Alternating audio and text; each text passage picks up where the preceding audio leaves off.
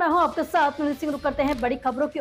अयोध्या राम मंदिर ट्रस्ट के अध्यक्ष महंत नृत्य गोपाल दास ने जन्म उत्सव के मौके पर आयोजित धर्म सांसद में भाग लेने पहुंचे आचार्य प्रमोद कृष्ण का बयान, अयोध्या आना है परम सौभाग्य का विषय, अयोध्या की माटी को माथे पर लगाना है सौभाग्य। नृत्य गोपाल दास ऐसे ही महापुरुष और जिन्होंने सनातन के लिए किया है बड़ा कार्य। देश में कोने कोने से संत आज नृत्य गोपाल दास के जन्म उत्सव पर हैं आमंत्रित।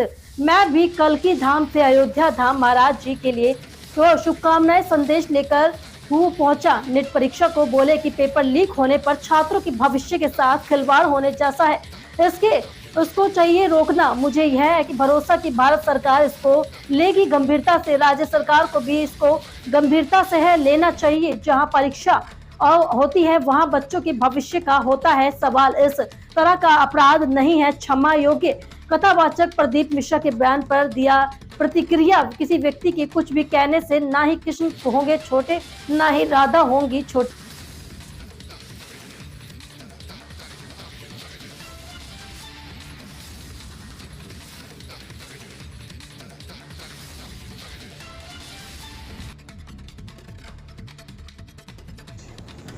अयोध्या आने का कोई उद्देश्य की जरूरत ही नहीं है। अयोध्या तो हमारा, अयोध्या आना परम सौभाग्य का विषय है। अयोध्या की रज को माथे पे लगाना हमारा सौभाग्य।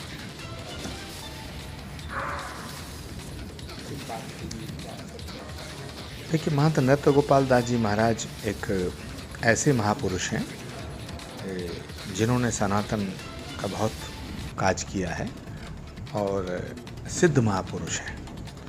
उनका जन्म उत्सव मनाया जा रहा है, उसमें देश के कोने कोने से सभी संत मूर्तियां पधारी हैं। मुझे भी बुलाया गया है, मैं भी उनको अपनी शुभकामनाएं और अपना संदेश लेकर के आया हूं। श्री कल्की धाम से अवधपुरी आया हूं। श्री कल्की पीठ की तरफ से मैं महाराज श्री के स्वस्थ और दीर्घायु होने की कामना करूंगा, भगवान से कामना करता हूँ।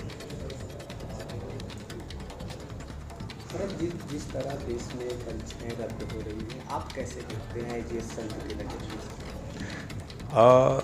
देखिए, पेपर लीक होना छात्रों के भविष्य के साथ खिलवाड़ होने जैसा है, इसको रोकना चाहिए। और मुझे भरोसा है कि भारत सरकार इसको गंभीरता से ले रही है। राज्यों की सरकारों को भी इसको गंभीरता से लेना चाहिए। जहाँ भी एग्ज़ाम होता है, जहाँ परीक्षा होती है, वहाँ लोगों के भविष्य का सवाल है, बच्चों के भविष्य का सवाल है।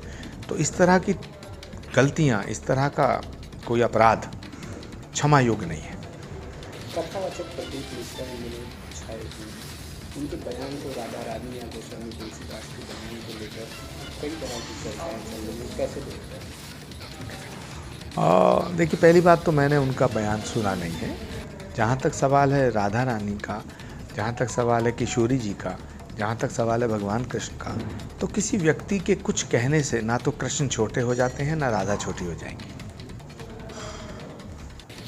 आदि शक्ति हैं राधा। तो मुझे लगता है कि अगर किसी ने कुछ ऐसा बोला है जिससे लोगों की भावनाओं को ठेस पहुंच रही है, तो उन्हें क्षमा याचना कर लेनी चाहिए। आज अयोध्या में आप बैठे हैं, लेकिन लोकसभा चुनाव खत्म होने के बाद अयोध्या वासियों को लोग तरह तरह की बातें कर रहे हैं, कैसे देखते हैं? नहीं, अयोध्या वासी तो वंदनीय है।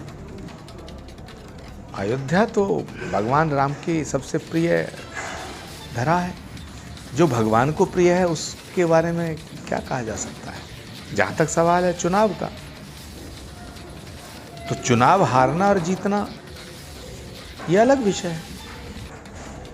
अयोध्या कभी भी नहीं हार सकती है, ना अयोध्या हारी है ना अयोध्या हारेगी। किसी पॉलिटिकल पार्टी के कैंडिडेट का हारना अयोध्या का हारना नहीं है। अयोध्या तो सनातन का केंद्र है, तो अयोध्या कभी नहीं हार सकती है।